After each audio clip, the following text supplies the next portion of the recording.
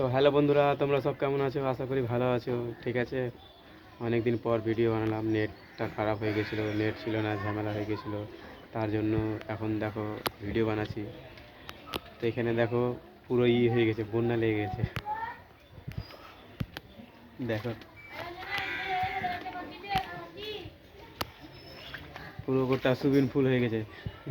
তোমরা যদি স্নান করতে চাও তো স্নান করতে আসবে। ঠিক আছে, পুরো সুইমিং পুল দেখাচ্ছি।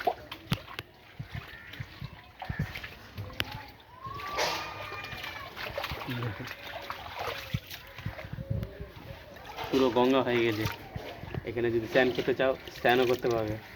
দেখছো পুরো সুইমিং পুল হয়ে গেছে।